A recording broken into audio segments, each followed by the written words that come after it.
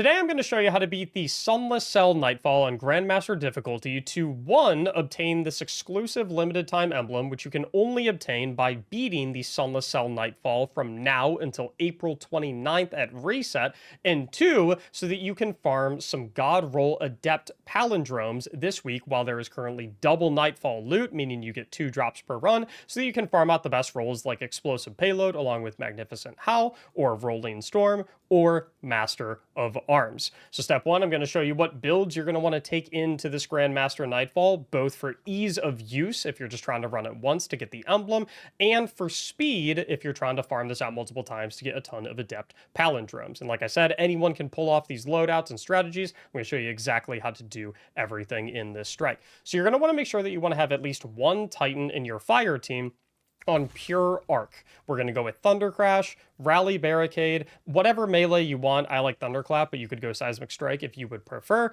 Pulse Grenade is the best arc grenade in my opinion. We're going Knockout, Storm's Keep most importantly, and then for fragments we're rocking and rolling with the Spark of Resistance, Frequency, Shock, and Focus. Then, in terms of our exotic armor piece, we are going with the Strongholds. The main reason we're going with this is because the boss room can be particularly dangerous at 2 different phases of the fight. And it feels really bad to wipe in the boss room when you're 15 minutes deep into the run. It's a big waste of time. So with Strongholds and a legendary sword, I'm going to show you how you can guarantee that you will never wipe in the boss room no matter what, no matter how bad your teammates are, no matter how bad LFG is. I got you covered. You are literally invincible. I will show you exactly how to pull it off.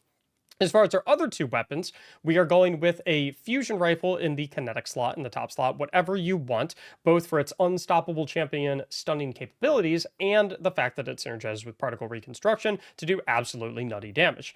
Down in the energy slot, all 3 players in the fire team are going to be running Lodestar. It feels particularly good for the strike this week due to the fact that it has Arc Surge, and you're going to notice I do not have the catalyst for it. You do not need to have the catalyst, so don't worry if you don't have it completed. All it does is give some negligible stat bonuses for PvE, so if you don't have it, you're all good. I don't have it either, and we've been absolutely burning through this strike extremely quickly. As far as mods go, you're going to go with a Harmonic Siphon, Harmonic Loader, and Arc Surges for your Lodestar. We're going Heavy Ammo Finder, Heavy Ammo Scout, and we're also going with the Bolstering Detonation, Impact Induction. As far as resistances, most important ones here are Concussive Dampener and a Solar Resistance. A lot of the damage in the strike is solar, the fire from the boss, husks, grims. I would also urge you towards a Void Resistance if you can fit it in here. I don't have the energy to, so I'm just going with Harmonic, which gives me an Arc Resistance. Also going Innervation on the legs, Reaper, Time Dilation, and Bomber down on the class item. What's extremely important, though, is your episodic artifact mods on Titan.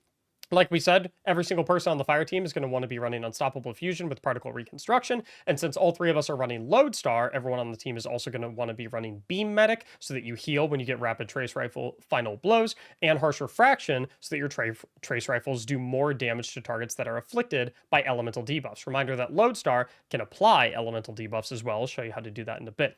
If you're on the Titan specifically, you're going to want to make sure you're also running Photonic Flare, Flashover, and Defibrillating Blast. In fact, I honestly recommend everyone on the fire team run Defibrillating Blast, even if they're not on the Titans. Your other 2 players, they can be on... You can have 2 Titans if you'd like. If you had additional Titans, they would simply run the same exact loadout for extra survivability and extra safety and more bolt charge. And if you had Hunters, they would probably go something like Prismatic on Tether, with some way to go invisible, so something like Stylish Executioner in conjunction with Winter Shroud, or even some Threaded Specters. But in my opinion, the fastest way to get through this Grandmaster Nightfall is to have 2 pure Arc Warlocks accompanying your Arc Titan, both of which are going to be running Geomag Stabilizers along with Arc, with Chaos Reach, Healing Rift, Pulse Grenade, Electrostatic Mind. I recommend one of the Warlocks go Ionic Sentry and the other go Arc Soul. So for example, if I come over here and inspect Hootzifer, I highly recommend Hootzifer switch their Ionic Sentry to Arc Soul. Bang, love that right there. You don't need 2 Arc Souls, but I feel like having at least 1 is really good. It really helps you out in that final boss room, because 1, it acts as a light in the final boss room, and 2, it automatically shoots at targets. So if you see it shooting somewhere, you know that there's an enemy in that direction, even if you can't see that enemy. It just kind of helps with the attentiveness of where the enemies are. As far as loadout goes, same thing that I'm running, Fusion Rifle in the top slot, Lodestar in the energy slot, but instead of running a sword, the Warlocks are going to be rocking and rolling with a rocket launcher, along with Unstoppable Rocket Launcher and the artifacts. They have 2 different ways to sell Unstoppable Champions, plus Nice to have that little added burst.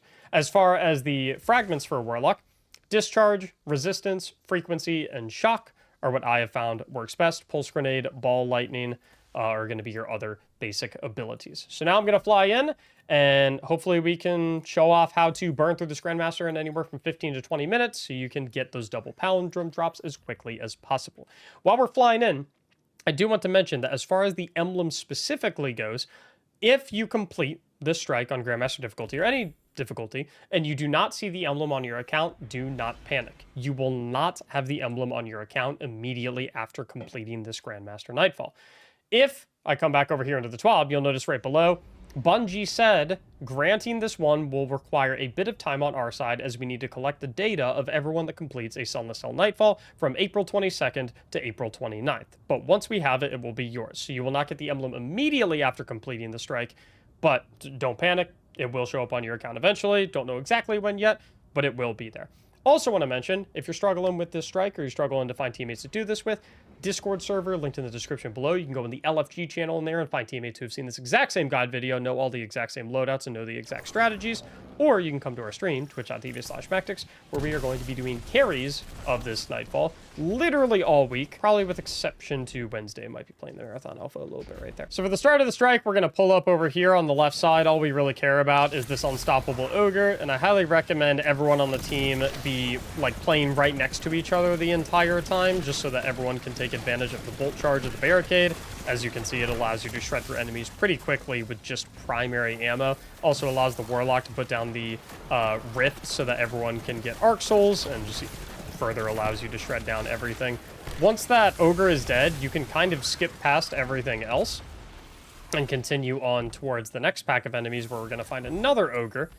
And it is right here I want to show you a big thing with the Lodestar. When you have the arc alignment meter full, you can actually do this cool thing where when you do the special reload, it not only converts it into the more powerful beam, but it also reloads the magazine. So the gameplay loop for the Lodestar is effectively you mag dump to get precision hits on enemies so you can charge up the arc alignment beam.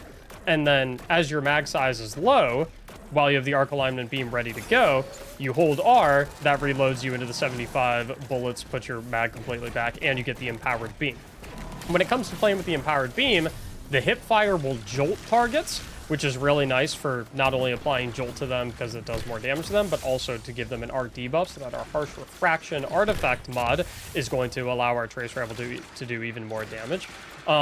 However, the ADS version, the pulse rifle, does more overall damage. So generally speaking, the way you're going to want to play with this weapon is you're going to want to get the meter full, get the magazine low, special reload to get the refill to the magazine and the empowered beam, and you'll tag enemies with the hipfire beam to apply jolt to them, and then you'll ADS to continuously DPS them. So in this room right here, I'll put down the barricade. First step is to kill this wizard and any acolytes that sneak up on us from the right side, any stragglers. And so we're just going to beam down this wizard, and then we're going to go to the left side. So I like kind of popping up here and playing this angle and trying to clear out some of these enemies. And if you're ever in a sticky position as the Titan player, you can pull out the sword. You're completely invincible, completely immune. We'll put down the barricade. And I like just kind of beaming enemies down from behind the barricade. Our defibrillating blast is going to continuously heal us, and we're going to have an unstoppable Taken Phalanx over here on the left as well. I probably could have pushed up a little bit more right here just so we had its aggro and we're more in range, but that's okay. Hit the special reload, and then we're going to beam down this wizard right here. And then we're going to go over and head to the right side after we beam down that wizard. We'll take out this acolyte on our way over. We can come through this initial area, or we can take the bridge. I like coming through this initial area just to mop up any ads that are kind of chilling in this back area so they don't shoot at our backs. And then we are going to take out both of these Centurions and this other wizard right here. Of course, barricade if you have it available.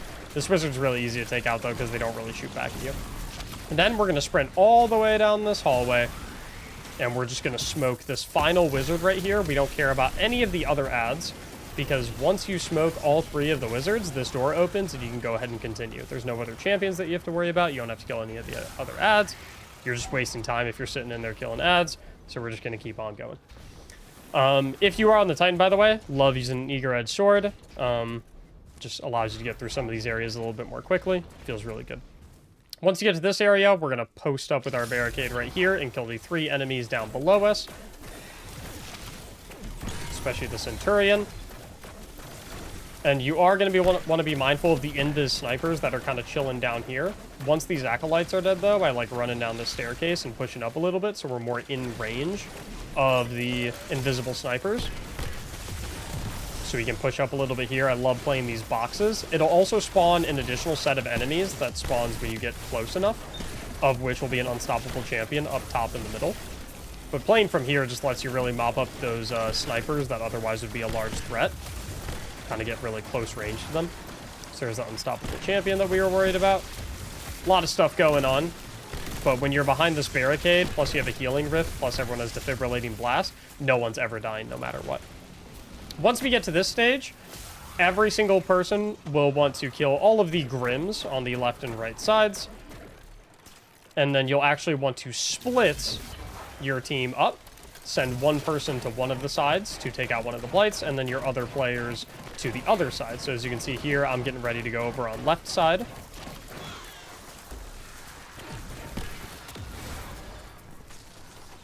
I'm going to head on over here so I can take out this Blight. And then my teammates are going to the other side so they can take out that Blight. When you do head over to these sides, you will spawn some wizards and snipers in the middle, so just be aware of those. The wizard loosely pushes you, but she doesn't push you too aggressively, so nothing crazy that you truly have to worry about. Oh boy. That was almost bad. It ended up being bad. I thought I would mantle on that rotating platform, but I suppose not. Either way, if you really want to be extremely careful, you can shoot those Blight portals right there to make them go away. I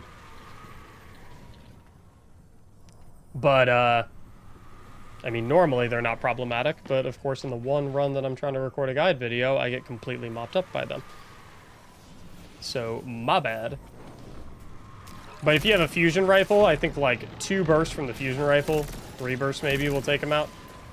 Then you don't have to worry about him anymore. I suppose I could have just pulled out the sword and blocked with it and would have been fine, so it's my bad. Now, before we get into this room, I want to talk about a little trick that we can use our supers for. You can also, before you walk in the room, mop up all these acolytes so that you're not having to, like, play right up in their face, because once you do go in this room and spawn the Subjugator, you are not allowed to come back out here. You'll get adjoining allies, so we can kind of cheese some of the stuff from back here. But what's really cool about this room is if the eyeball has LOS on you and you use your super, not only will all of your suffocating terror stacks go away, but if the eyeball remains LOS'd on you, you will no longer accrue additional suffocating terror stacks. It's only if you break LOS after using your super that you will continuously get suffocating terror stacks. So if you're the Chaos Reach players, for example, you can basically mag dump on the Subjugator until you get to 15 suffocating terror stacks, and then pop your Chaos Reach to dump all of the stacks. And then you'll be immune to getting any additional stacks during that time. In the same instance that the eye has LOS on you that you used your super, if that makes sense. Otherwise, playing back here is very, very nice and very, very safe. Play back here from behind the barricade, plink away at the Subjugator, plink away at all the ads that eventually push up on you. Continuously having a rally barricade down just kind of ensures that you're always proccing defibrillating blast, get the healing from that. If you have the Warlock healing rifts, you're borderline invincible from down here, and you can just plink away at everything. You'll get hit by a lot of stuff. The Centurions will send the flying arc things at you, which are kind of annoying, but so try and kill the Centurions if you can so that they're not spamming those at you. But pretty simple, as you can see. Then once you eventually take out the Subjugator, you can push up to the rocks, and we will deal with the 2 side wizards, the ones on left and right. They are rather docile. They don't really fire back at you, so they're pretty easy to kill. You do have an unstoppable phalanx spawning at this time as well that will typically push you if you're chilling on left side after a little bit of time, so just something to be aware of. Once he pushes up on you, can't hurt to get a quick stun on him and beam him down with the fusion rifles and the rockets. It would seem I am out of fusion rifle though, but that's okay. Quick little finisher. And then I'll rejoin my team over on left side. And we will take out this wizard. And after we take out this wizard, we'll then push up, kind of where that wizard is where I like to play from, and we will mop up the remainder of the adds so that we can spawn the boss ogre. And when we spawn the boss ogre, I kind of want to try something. I think it's going to work, but I haven't actually tried this out yet, so it might not work. So, this might ruin the guide, but, we ball. So we're going to have this middle pack of enemies right here, kill them all, and then that is going to open the door to spawn the ogre. We're also going to have a couple enemies to our right on this door right here. But what I want to try doing is we're going to jump over the ogre, and we're going to play from right here. You get joining allies right here, but yeah, I think this does work. If we play in this hallway, we're completely safe from all the adds. We don't have any adds spawning behind us. Yeah, this is nice. Okay, yeah. So this does indeed work. This is where the ogre spawned from. This is the door that just opened. So if you got your barricade, you just plop it down, run back here. Honestly, it seems like he doesn't even know that I exist. And obviously, if we have all three players back here, we will absolutely nuke the ogre. I don't even think he's gonna walk back here. Then hit a little super on him, shred him down, and then we can mop up the rest of the adds from this area. You do have to kill all the adds for this barrier to go down. So you might have to come back in here to clean things up, but just makes things super safe if you go into that room so that you don't have to, oh, there we go. So that you don't have to deal with adds behind you while you're trying to burn down the ogre. I'm happy that works. That's something in the previous warm-up run that I was looking at that and I was like, wait a minute, can I just jump over the ogre and chill in his hallway? I didn't know if it was going to work or not, but once we get in here, we're going to post up rally barricade on the left side, or sorry, right side, so we can cross-shoot the left side Shrieker, and then we'll go ahead and take out the right side Shrieker, and then we're going to mop up all the enemies on our doorstep, especially the Drain Bane. Drain Banes are the scariest things in the game, so we don't want to mess with those. And then as we mop up some of the adds, you'll send a player to move up to this area right here to bait the next two Shriekers into spawning. Or opening, rather. Next two Shriekers are dead. And then we can push up just a tiny bit more and start chipping away at a lot of these adds. If you move up far enough, as you can see, a bunch of Thrall will spawn in. So once you spawn in all those Thrall, you can actually back up pretty significantly and let all of them walk into you. Just makes life really easy for taking everything out. Everything will just kind of walk into you. Nice and safe, yet still very fast.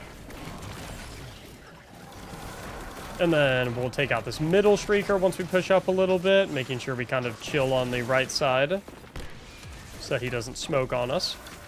Keeping our eye out for either of the unstoppable phalanxes. There are two in this room.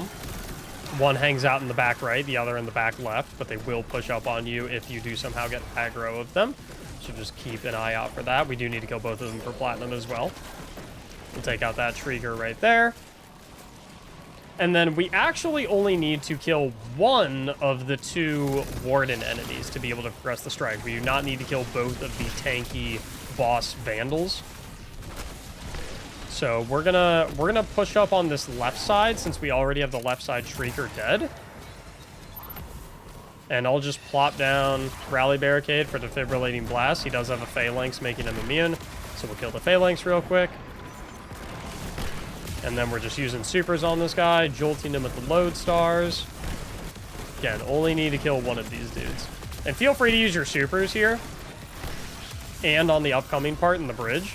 Because we're going to get, and all your heavy as well, all your special. Because we're going to get full supers, full heavy, all that as we enter the boss room with the rally flag.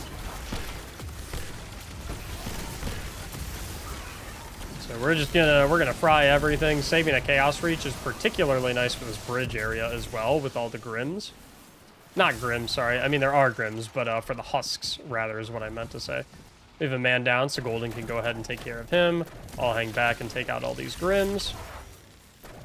And having the bolt charge and the defibrillating blast and the arc alignment is really nice for dusting these Grims, because you just kind of electrocute one of them and then it cascades into all the others. Lodestar's range isn't anything to write home about, but the fact that it dishes out Jolt and Bolt Charge so easily is really nice. Here's those husks I was referring to. Definitely make sure you kite these out. Last thing you want is to get blown up by all of their martyrdom grenades. And there's that Chaos Reach that I was talking about. So nice for the husks.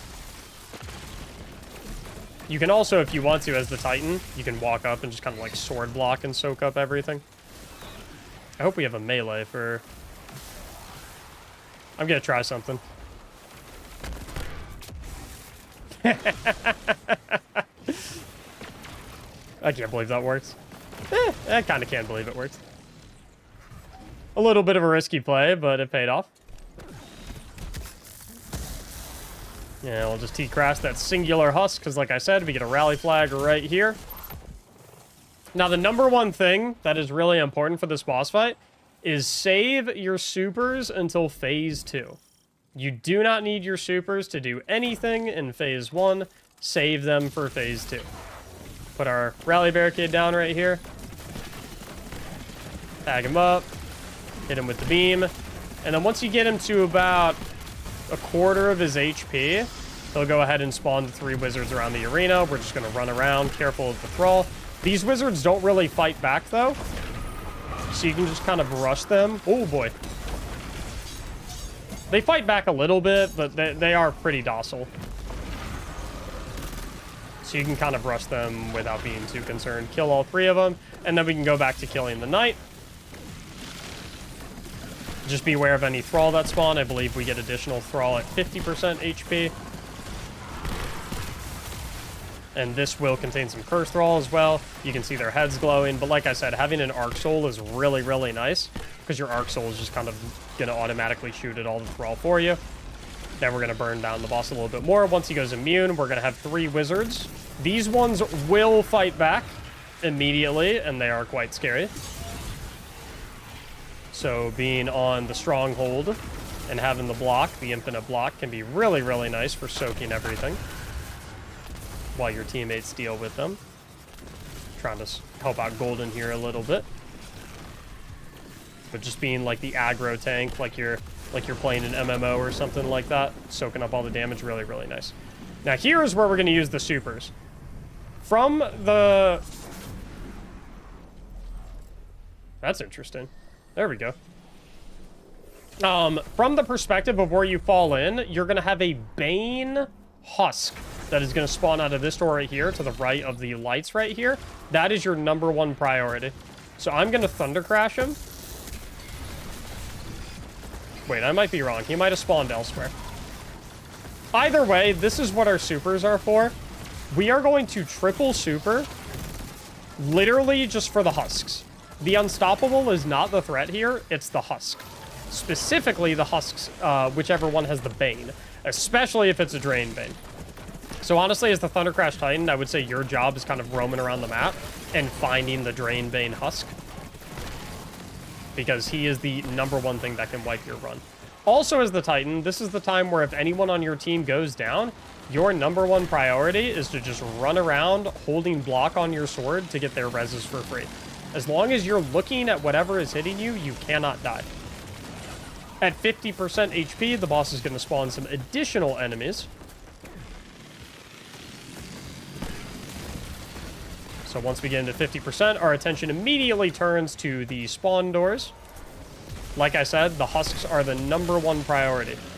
They are devious. And as the Titan, it can probably just be a good idea to sit here and hold your sword and soak everything up.